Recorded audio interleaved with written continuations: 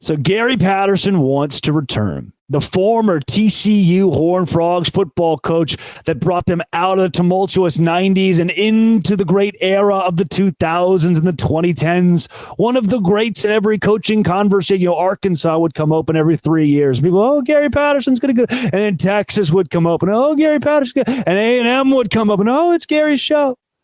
You either die a hero or live long enough to see yourself become the villain, because Patterson became the villain and was ultimately fired at TCU not too long. Excuse me. They mutually parted ways after winning 4 out of 5 bowl games from 2014 to 2018. Remember that great Peach Bowl, the Alamo Bowl, the other Alamo Bowl, and the Cheez-It. But things kind of went downhill. Listen to this. Gary Patterson's last stretch, 2016 to 2021, which is, I say last stretch. That for most people, that's a whole career to place. But for him, that was just the last quarter of him being at TCU. He goes 6-7 in 2016 with a loss in the Liberty Bowl. Then rattles off 11-3, that very impressive 2017 team, 7-2 in Big 12 play, wins the Alamo Bowl, finishes in the top 10. So that's good. He also, mind you, in that 4-year span, 3 of those finishes in the top 10. But I want to start in 2016 because where you first start to see things kind of crack. The first couple of years in the Big 12 were not easy. They struggled there. Then they picked it up. They were good again. And then bam, 6-7. You're going, it's 6-7. Is that, well, they bounced back with 11-3. Can you build on it? No. 7-6 in 2018. Then here we really go downhill. 5-7 in 2019. Misses a bowl game for the first time since 2013. Misses, he goes to the bowl game in 2020 because he has that COVID thing, but they don't play it because Arkansas says no. They finish at 6-4. Then in 2021, they go 3-5. You sit back and you think, dang, Gary hasn't won more than 7 games since 2018. Three straight seasons of less than 7 wins. That 2020 season thrown in there as well. And then you bring it back to 2016. He's only had one season from 2016 to 2021 with over 7 wins, and that was that 11-3 year. Is that good enough to buy him more time at TCU? I think some would have argued yes, but at the same time, you either die a hero or live long enough to see yourself become the villain. It's exactly what Gary Patterson did. Breaking down the end of his TCU career is just to show that he's a coach that was on the downtrend. It was on the downtrend. And then it wasn't Gary Patterson just got fired. His resume is so good that he's going to go to a big program. He's going to go coach at another program. No, it was, you can be assistant to the head coach at Texas. That's the last job he had. Then he goes on a radio show this week in Waco, Texas, the Matt Mosley Show on ESPN Central Texas, and says, you know what, Matt? I'm ready to come back. I got the itch. I want to coach. I want to be a head coach in college football again. And now my little brain starts firing. TCU fires Gary Patterson just for him to go to Baylor University 3 years later.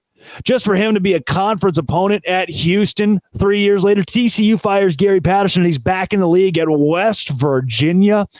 Call me crazy. I believe Gary Patterson wins games at Baylor.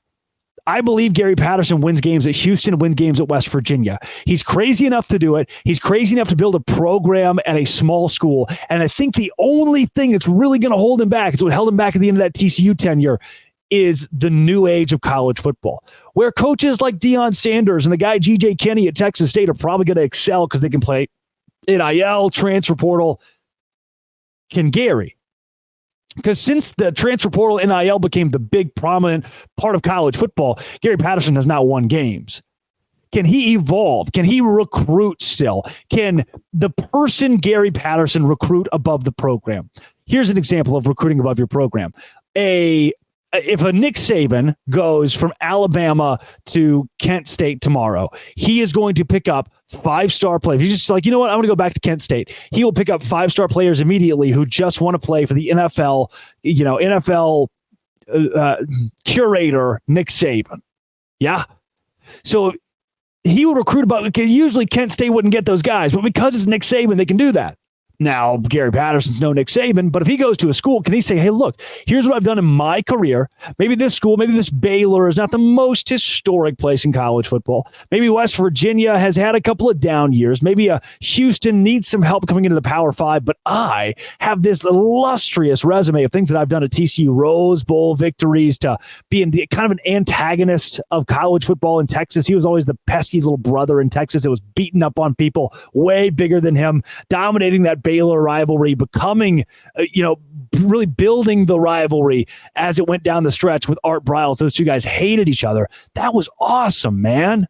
I saw Gary, too, at the national championship game. I went and saw Georgia and TCU play last year, and he was there.